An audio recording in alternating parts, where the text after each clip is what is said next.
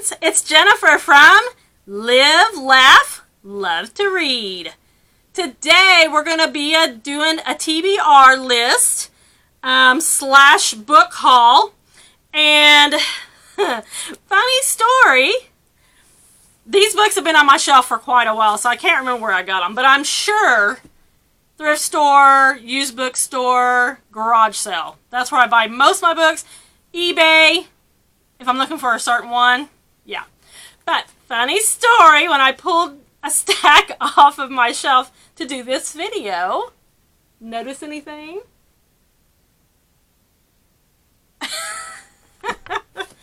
This book and this book are the same. What? Oh, yeah. Have you ever done that? Bought two of the same book? But in my defense, they do have different covers. I'm sure I didn't buy them at the same time. Yeah. Let's just get started with the video. So this book is called Prozac Nation. It's by Elizabeth Wertzel. And it's a memoir. It says Young and Depressed in America. And there's no synopsis on the back. But I'm just going to read you like the first paragraph in the prologue. It says, I hate myself and I want to die. I start to get the feeling that something is really wrong. Like all the drugs put together. The lithium, the Prozac, the desipramine, and Deseril that I take to sleep at night can no longer combat whatever it is that was wrong with me in the first place. I feel like a defective model, like I came off the assembly line flat out fucked, and my parents should have taken me back for repairs before the warranty ran out. But that was so long ago. I start to think there really is no cure for depression, that happiness is an ongoing battle, and I wonder if it isn't one I'll have to fight for as long as I live. I wonder if it's worth it. Yeah. So, I have to say, I have to be in a certain mood to read these kind of books. And I'm actually not in that kind of mood right now. But, yeah. So, there's that. There's the first one. Second book. The Firelight Girls by Kyra McLaren. Isn't that cover pretty? I think it's gorgeous. Let's see. It says, the summers you spend at summer camp are indelibly etched on your heart. Can you ever really say goodbye to the place that made you who you are? This is the question that plagues Ethel, the former camp director who has lost the love of her life as she now faces the closure of the camp that she called home. It's also a question that inspires change in Shannon, who spent the summers of her youth as a camp counselor and is now directionless after watching her career implode. Then there's Laura, who has lost all intimacy with her husband and doesn't know if she can save what seems to be gone forever. Finally, Ruby, who betrayed Ethel years ago and hasn't spoken to her since, hopes this will be her chance to make amends. When the four women learn that a homeless teen has been hiding at the camp, they realize that it is a place that represents something much more immediate for all: survival. That sounds good. I'm going to put this one over here because I think that one sounds really good. I'm going to do a pile. Yeah. Okay, the next one, and I do remember where I got this one because I just got it at Barnes & Noble. I had 2 gift cards that I got for my birthday. And I had the hardest time spending them because books are so expensive at Barnes & Noble. Like, seriously, I can get books cheaper other places. So I'm having a really hard time spending them. I have $75 worth of gift cards, and I spent $25 because I got this book and another book, and I can't remember which book that is, somewhere around here. But anyway, Little Lovely Things by Maureen, Joyce, Connolly. It says, if only things had been different. It is the wrong time to get sick. Speeding down the highway on the way to work, her 2 little girls sleeping in the back seat, medical resident Claire Rawlings doesn't have time for the nausea overtaking her. But as the world tilts sideways, she pulls into a gas station, runs to the bathroom, and passes out. When she wakes up minutes later, her car and her daughters are gone. Oh my gosh. The police have no leads, and the weight of guilt presses down on Claire as each hour passes with no trace of her girls. All she has to hold on to are her strained marriage, a potentially unreliable witness who emerges days later, and the desperate but unquenchable belief that her daughters are out there somewhere. Yeah. I thought that sounded good. Sounds really good. Going in the soon-to-be-read pile. Soon-to-be-read. STBR. Next book.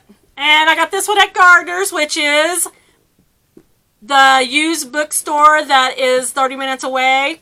And it's a really good one, and I get a lot of books there. This one is called Tweak, Growing Up on Methamphetamines by Nic Sheff, and this is another memoir. And, yeah. This one does not have a... Okay, yeah, it does have a synopsis inside. It says, Nic Sheff was drunk for the first time at age 11. In the years that followed, he would smoke pot regularly, do cocaine and ecstasy, and develop addictions to crystal meth and heroin. Even so, he had always felt like he could quit and put his life together whenever he needed to. It took a violent relapse one summer to convince him otherwise. In a voice that is raw and honest, Nic spares no detail in telling the compelling, heartbreaking, and true story of his relapse and his journey toward recovery. I thought that sounded good too.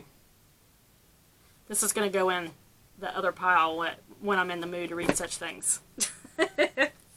Next book, Sisters of Heart and Snow by Margaret Dillaway. And I do remember buying this one. I bought it at a garage sale. I want to say it was $1, maybe $2. Yeah. I'm sure I didn't pay very much for it because I'm cheap. What can I say?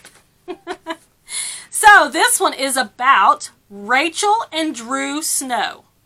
Maybe sisters, but their lives have followed completely different paths. Rachel hasn't returned to her childhood home since she was kicked out by her strict father, Killian, after an act of careless teenage rebellion.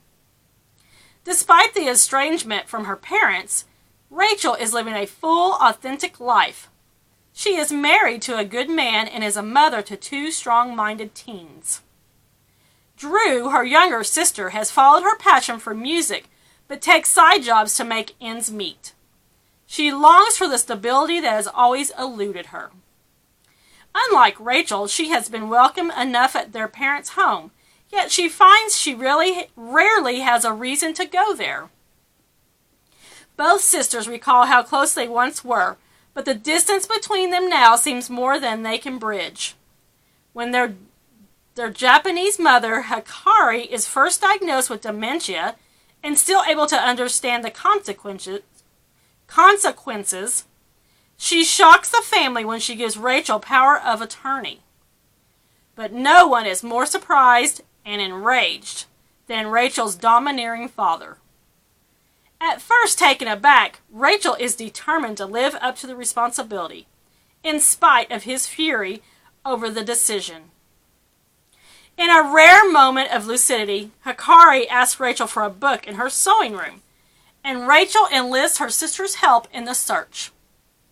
The book, an epic saga of love, loss, and conflict in 12th century Japan, which recounts the tale of the real-life female samurai Tomoe Gozen, reveals truths about Drew and Rachel's relationship that resonate across the centuries, connecting them in ways that turn their differences into their strongest assets. Okay, so I'm going to say a couple of things about this book. that I have not read yet. Number one, I like the cover. And this knife should have clued me in what it might be about. Japanese something or another, which is not my thing. I'm sure when I bought this at the garage sale, I seen the cover, said $1. I'm like, oh yeah, that's pretty, I like it.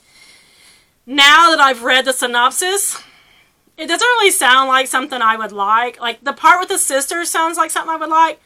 But when they talk about the Japanese and, yeah, all that, I don't know. This goes in the other pile. That is a maybe. The next book is Velva Jean Learns to Drive by Jennifer Niven. I like that cover too. This book is about, let's see, one Sunday when she is 10 years old, Velva Jean Hart is saved. But being saved isn't anything like Velva Jean expected, and life soon brings devastating changes. Her father disappears on one of his adventures, and her loving mother becomes gravely ill. Before her mother dies, she urges Velva Jean to live out there in the great wide world. The only world Velva Jean knows is her home in the gold mining and moonshining mountains of Appalachia. Her secret dream is to become a big-time singer in Nashville, until she falls in love with Harley Bright, a handsome truant turned revival preacher. As their tumultuous love story unfolds, Velva Jean struggles to find happiness.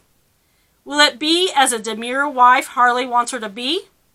Or will she get her dream of being a Nashville singer?